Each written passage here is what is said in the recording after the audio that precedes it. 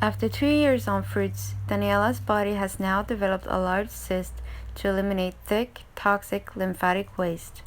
This sewage is caused by acid ash and mucus-forming foods such as processed foods and animal products. When you understand the lymphatic system and the fact that chemistry only has two sides to it, acid and base, and that metabolitic waste fall on the acid side of chemistry, and when you open up these tumors, you see all that gooky prine or whatever you call it, and you see there's dead cells, but there's also metabolitic waste.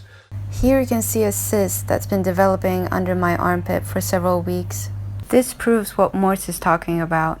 Our lymph system is stagnant with toxins that needs to be removed. This process can be painful and look quite horrific, as you can see on the picture here, but it is necessary for the body to eliminate this because it doesn't want it in the body.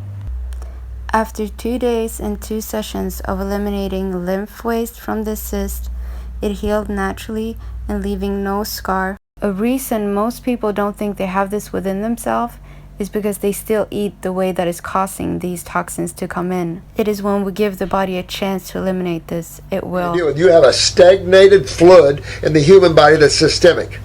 It is the sewer system, and it represents 80% of interstitial fluid. That's a fluid that flows around your cells. So when you wake up, particularly on one side of the body or another, the kidney's not filtering, and this has been going on for years, and suddenly you're now seeing tumors from this. It's been going on for years. When you wake up and your lymph system is so stagnant that you're getting tumors from it, you're in trouble.